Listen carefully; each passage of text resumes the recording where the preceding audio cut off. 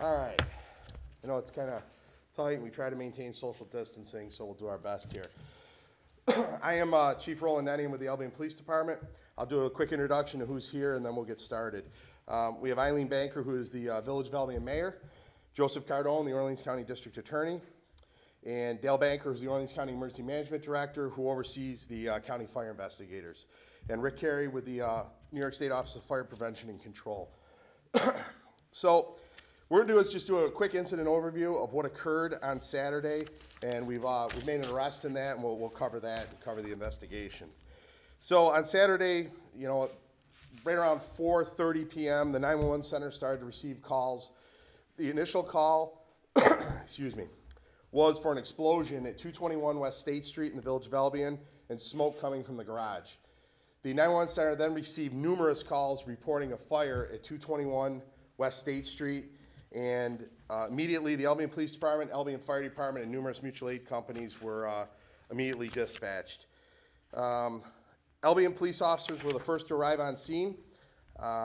They found a structure heavily involved in fire at 221 with an exposure problem to the house to the east, which would be 219 West State Street, and a house to the north. 221 is located on the corner of East Academy and West State Street, so the house on East Academy was all showing exposure problem. When I'm done up here, I'm going to show you some body camera footage, and you can see what our officers saw on the arrival. Officers also encountered several explosions that were going off on their arrival, and those explosions went on for about 15 or 20 minutes into the incident. The first arriving officers also encountered the occupant of 221 when they arrived. His name is Gary A. Tarr. He initially told our officers that he was inside the garage. You will also see that on our body camera footage, our initial contact with him. He said he was in the garage, and he sustained, he obviously had injuries. He sustained injuries to his face, his torso, and his extremities. He was immediately transported by COVA ambulance to Strong Memorial Hospital. We initially interviewed him at the scene. Obviously, he was receiving medical treatment, and he told us that he was basically mixing compounds together to make an explosive. So I'll cover that more in a second. So we responded to Strong Memorial Hospital, and one of our officers interviewed him there after he got his initial treatment, and he stated that he was mixing several substances and compounds together that he bought at a store locally, and in the effort to make an explosive substance. He also stated that he tried to test that substance by burning a small portion of that. He lit that on fire inside the garage, and that immediately caused an explosion, and that's where he got his injuries. That was the initial explosion that was called into the 911 center. He stated that the fire then rapidly spread, and he left the garage at that point. He was inside the garage at the time of that initial explosion. As that fire, you'll see, we'll show you the body cameras, that fire quickly spread. It was an intense fire. It spread to the home to the east and to that home to the north that I indicated earlier. Prior to even the fire department arriving, we had the other homes were starting to be involved with the fire. Because Mr. Tarr told us that he was mixing explosive material, and because of the explosions that were going off on our arrival, we immediately contacted the Monroe County Bomb Squad and our federal partners that handle explosives, being the FBI and the Alcohol, Tobacco, Firearms, and Explosives. The Monroe County Sheriff's Department Bomb Squad responded to the scene along with a technician from the Federal Bureau of Investigation. Their initial response to us was the most important thing was to make sure that the scene was safe. So they did an assessment of the blast damage. They also did an assessment to make sure that there was no other explosives, and we did not have to worry about our first responders or other civilians in the area of any further explosions, as the fire department had to overhaul the fire scene, and then our investigators had to get inside. We also had the Orleans County Fire Investigation Team on scene, the Office of Fire Prevention and Control, State Fire, their fire investigators, along with the Albion Police Department to conduct the investigation. The three homes that were involved were heavily damaged. The house is located at 221 and 219 West State Street. have been deemed a total loss by the insurance companies, and the home located at 5 East Academy Street is going to be evaluated sometime later this morning, but that is also believed that that is a total loss. 2 of the homes are due to be torn down at some point in the next probably week or so. Mr. Tarr was cooperative with us. We had a further interview with him through the investigation. In our investigation, he told us that he purchased these compounds and these materials locally. He was in the process of mixing them together, and he was also dismantling fireworks that he had obtained from out of state. These were commercial grade fireworks that he obtained. He was taking them apart, and in the effort to take the substance out of them and combine them with the substance that he was mixing together. His intent was to make further fireworks, but ultimately what our investigation revealed is what he did was he created several explosive devices. These devices are what was exploding when the fire, and you'll hear the body camera footage will show you that. Also the compounds that he had mixed together, those were the things that were exploding. We also learned that a lot of these devices, we believe a lot of these devices are still in the community. The investigation's ongoing to that, but we have a great concern that these devices have been distributed to other people in the community, and we've recovered a few of these, and I'll also show you that. The other thing I have is I have a media package for you that has everything I'm going to show you on our body camera, and it has pictures of these devices. And the pictures, too, just to tell you when we talk about a device, it's not an explosive device, meaning that it's detonated, electronically with wires. It's what's commonly known as a firework or a hand-thrown explosive firework with a fuse in it. We've also learned that some of these devices may have a fuse that was put in them that have an extremely fast burn rate. And what I mean by that is the burn rate of the fuse is so fast that from the point you ignite it, it will immediately detonate or explode. We have great concern for that because there is no chance whatsoever to light the device and throw it. It will immediately explode, which would ultimately result in the loss of a limb, and more importantly, our concern is the loss of life. So we're asking anybody in the community that has these devices or knows anybody that has these devices to contact the 911 center. Our intent is not to charge anybody with possession of these. We want to recover these. These devices are so dangerous that, our partners, we work closely with the Monroe County Sheriff's Bomb Squad. They will come out, and a bomb technician will come out and recover them from the Monroe County Sheriff's Office. That's how dangerous these are. So we're asking anybody in the community that has these to call us. We'll recover them. We'll have a bomb technician recover them, and so we can properly dispose of them. And I'll show you again the pictures of those. So, as a result of Mr. Tarr's reckless conduct by intentionally lighting that fire, which caused the explosion and ultimately the loss of 3 homes, he's been charged criminally with 5 counts of reckless endangerment in the first degree, which is a D felony. The reason there's 5 counts is because of the 3 homes, other than himself, there were 5 people in those homes at the time of that explosion and the time of that fire. 3 counts of arson in the 4th degree. Arson in the 4th degree is when you intentionally set a fire that recklessly damages property. That is a E felony. 3 counts of criminal mischief in the 4th degree by recklessly damaging property, 3 counts being the 3 houses that were ultimately destroyed, and 3 counts of reckless endangerment reckless endangerment of property, which is a B misdemeanor.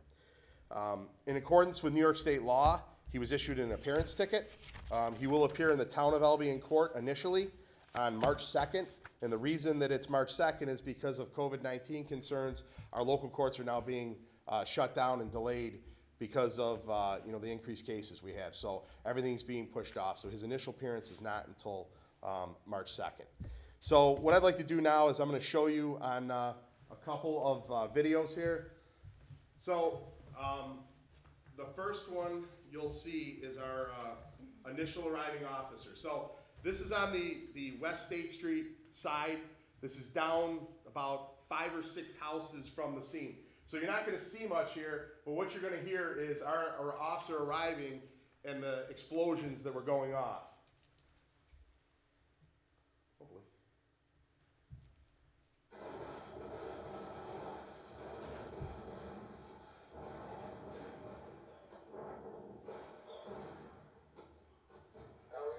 So those are the initial explosions. This next video is our second officer arriving. He is on the East Academy Street side.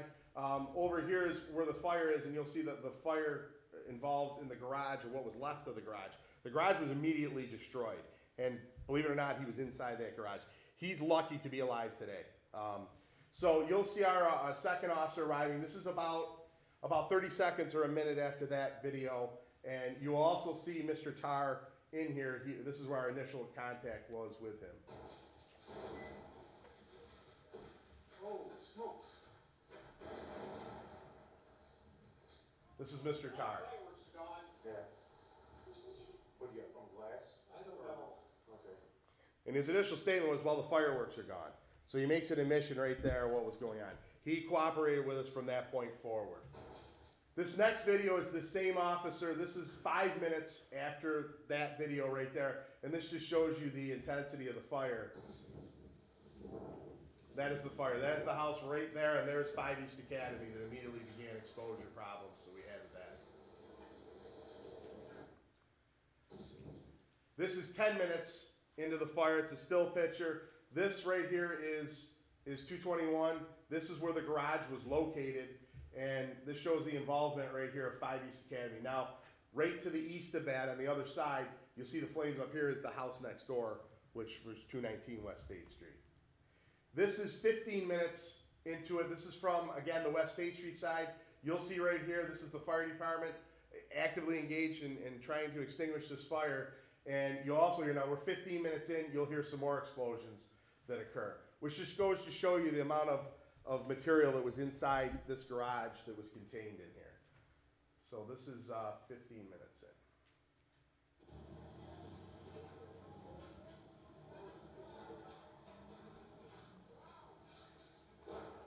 There's another explosion right there. So these are the devices. Now this picture, I just want to try to explain this. These are about the size of a toilet paper roll. So these aren't small. These are pretty big devices. These are 2 of the ones that we recovered. The Monroe County Bomb Squad immediately took possession of those. And I have media packages up here that have all this stuff we'll release to you. And then this is a top view of them. These are the fuses too. We don't really know what the burn rate of those are. They've been taken by the Monroe County Bomb Squad, and the Monroe County Bomb Squad works closely with alcohol, tobacco, firearms, and explosives, and the FBI with their bomb techs. They're going to be taking a closer look at them, but we do know that they're extremely dangerous. And then lastly, this is Mr. Tar. We're going to release you his mugshot. Pursuant to law, we're releasing the mugshot because we're asking anybody that doesn't know him but has seen him, or maybe knows, from his picture where these devices may have ended up. We really want to hear from those people that have them so we can recover them. Again, I want to stress that our intent is not to criminally charge anybody that's in possession of these. They are extremely dangerous, and we want them so we can dispose of them. So I will release you this entire package, which has his mugshot. So we'll open it up for any questions you might have. The district attorney can comment on any prosecutorial issues. So any questions? Yes. So why was he making these, and why would people also want to get them from him? It's fireworks. He was making these devices for fireworks, to use them as explosive for fireworks.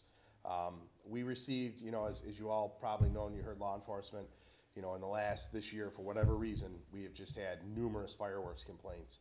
And, a lot of people have gone out of state to neighboring states to get them. And, this is why, fireworks are unlawful in New York State. I know around the 4th of July there are, and I guess State Fire can expand on this, but there are some fireworks that are allowed, but they are not explosives. They are anything that will cause damage, destruction. They're more aerial or, fountains and things that cause sparks and sparklers.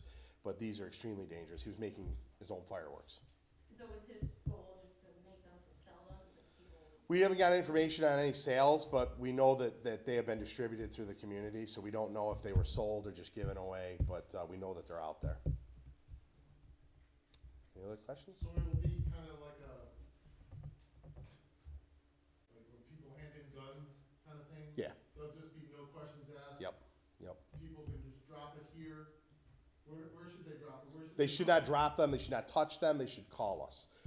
We don't want anybody touching them. I mean, you may have, the people that have them may have handled them already and think that they're safe, but The compounds that were used are extremely volatile and dangerous. So we're just asking people to call 911, don't touch them, leave them where they're at. We'll come out, we'll look at them, and then we'll have a bomb technician come and recover them and take them. Those people won't be prosecuted in No, any way? they will not. No, we want to get them safely disposed of. Do you know if he had anybody else working with him or not? No, we don't believe so. We don't believe so. Will they be questioned at all, or?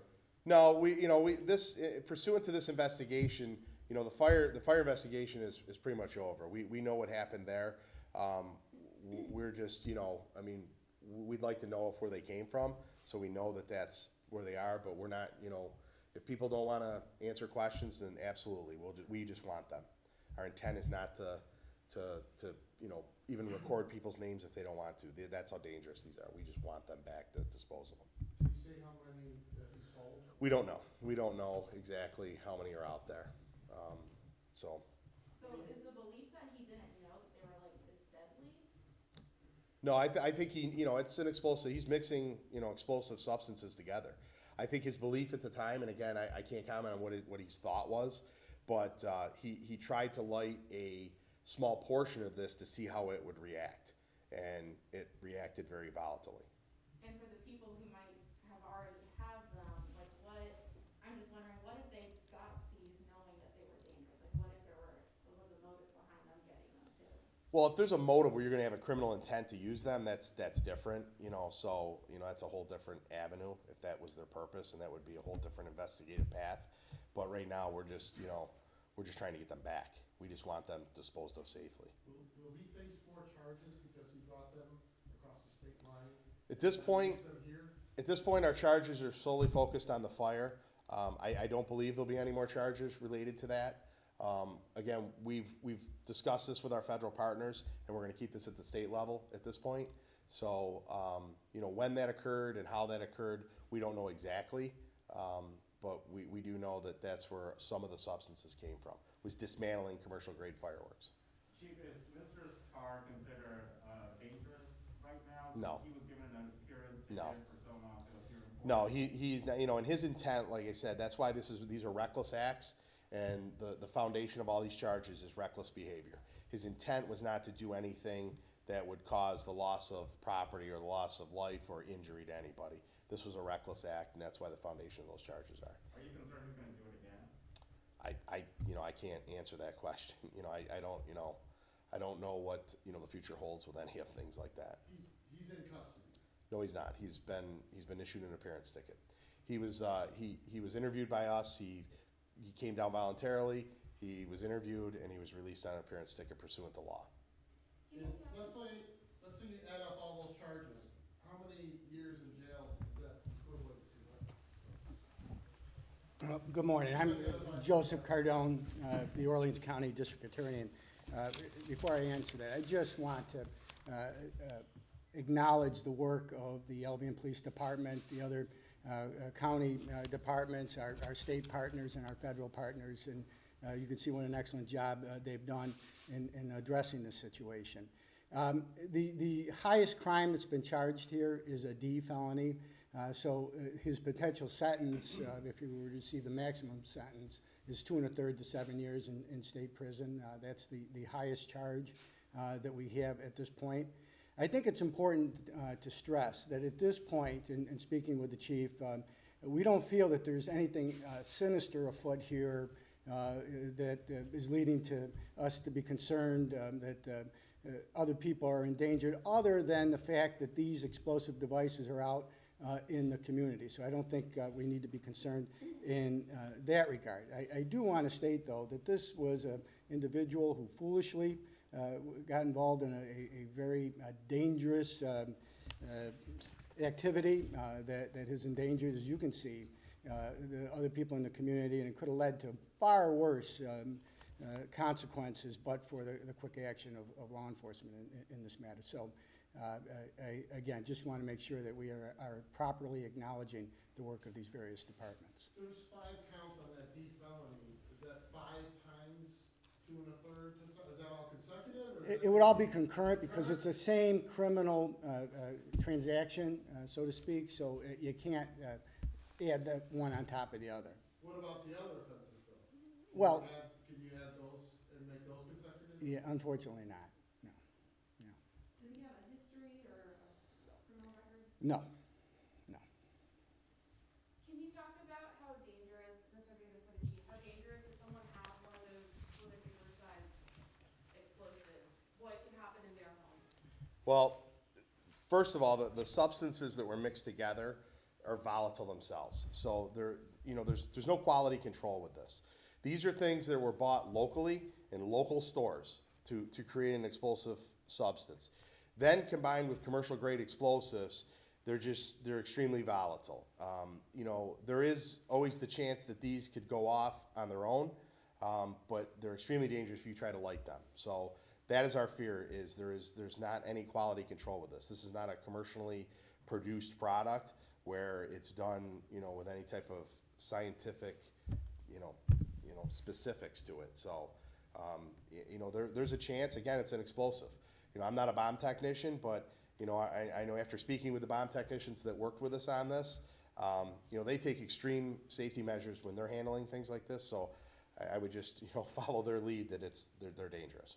How do you know that they're still in the community? We've received information that supports that.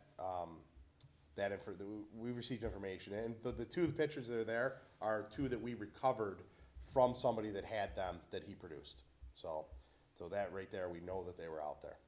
Just to be clear, are we believing he was selling these homemade? We don't know if he was selling them or giving them away, but we do know they ended up outside of his possession.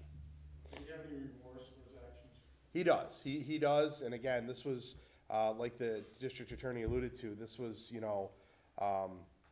this was reckless behavior. This was not anything intentional, and he does have remorse. His injuries too. I mean, that's his picture from yesterday. So his injuries have healed up a little bit on his face, but he does have some other injuries, and he has an extreme loss of hearing, as one could imagine. He was inside not a large garage when this explosion went off that was heard from some distance. So he does have hearing loss, and he is remorseful. Do you know how long he was making these devices? I do not. We do know that it's been some time, and what I mean by some time, it's been not just in the past week or month or so. So we know that it's been a while. So somebody may have these and may have obtained them some time ago. And this was the garage of a home that he was renting from others? Yes, that is correct. He has no previous record. No. Any other He lives questions? in the house alone? He lives with his girlfriend in the home, who was home at the time. Was she injured in any way? No, she was not injured. He was the only one that Like a abstained. miracle in a way? It's amazing that there wasn't more injuries from the blast that went off. Luckily it was contained to the garage. The garage was damaged. The walls were basically separated from the structure from the blast. So it's a danger that there was nobody nearby, that there was not a loss of life or serious injury to anybody, for sure. He was the only one injured in that fire? Yes, that is correct. And so it's also your belief that people who attained these from him, didn't get them to intent any harm? Like maybe it was No, we don't believe anybody that had obtained these or he was making them to cause damage to property or to cause physical injury to anybody. They were more of a novelty type display thing, as to be used as fireworks. Any other questions? All right, what I have up here is there's the slide right there is contained within the CD package, and there's CDs right there. If anybody, I think there's probably enough for everybody. If there's not, you all have my email address. I send the press releases out. If you email me, our clerk will email you exactly what's on there, probably in 2 emails because of the size of it. So thanks for coming, and that's it.